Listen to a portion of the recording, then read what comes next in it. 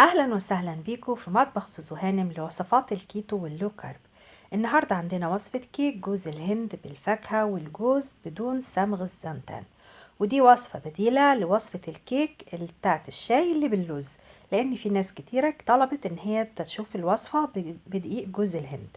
لو اول مرة معانا في القناة ما تنسوش تضغطوا زر الاشتراك وتفعلوا جرس التنبيه وتختاروا all علشان خاطر توصلكوا كل الوصفات دايما اول باول. يلا بينا هنبتدي.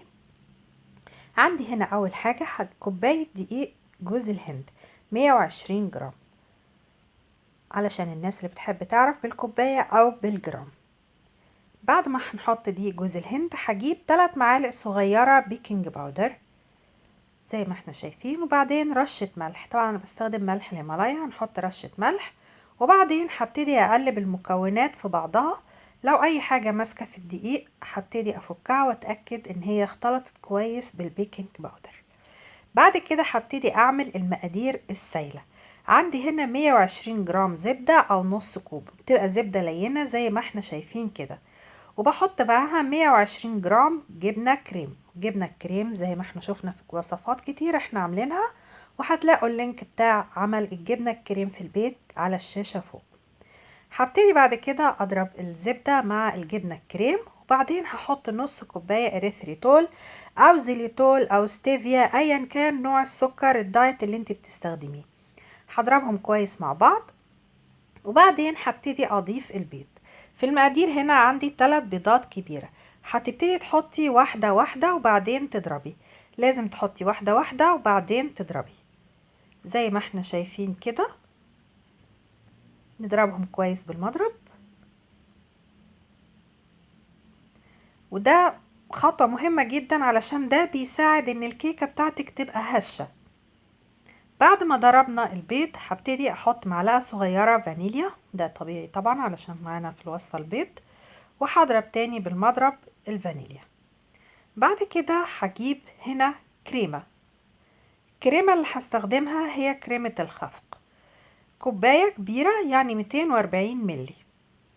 بحط كريمة الخفق زي ما احنا شايفين، وبعدين هبتدي اقلب وهضرب المقادير بتاعتي كويس جدا مع بعض.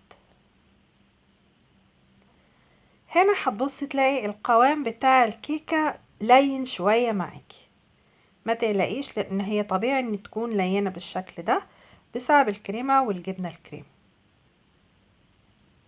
بعد كده هحط المقادير الجافة مع المقادير السايلة وهضربهم هما الاتنين مع بعض. طبعا هنا الوصفة الممتاز فيها ان انت مش هتحتاجي لا صمغ الزنتان ولا الصمغ العربي، هي هتمسك منها لنفسها.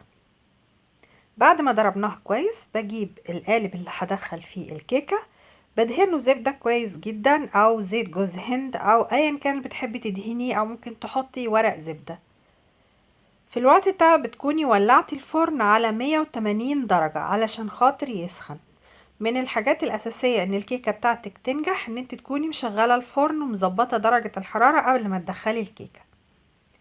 ببتدي احط الكيكة بتاعتي زي ما احنا شايفين، القوام بتاعها بيبقى عامل زي الكريم شانتيه شوية. هبتدي اساوي الوش، وهنا بالنسبة للوش تقدري تحطي فاكهة او تقدري تحطي مكسرات. انا عملتها مرتين، مرة حطيت على الوش البلو بيري اللي احنا شايفينه، ولكن بما ان البلو بيري كان طازة فكان فيه مية كتير، فده خلاها بعد ما نفخت ان هي هبطت من الوسط. هنشوف ده بعد ما هي تستوي. وعملتها مرة تانية حطيت على الوش فراولة وجوز، وكانت انجح من اللي اتعملت بالتوت البري. زي ما تحبي، عايزة تحطي لوز، عايزة تحطي جوز، عايزة تحطي بندق، عايزة تحطي فراولة، بس زي ما تحبي.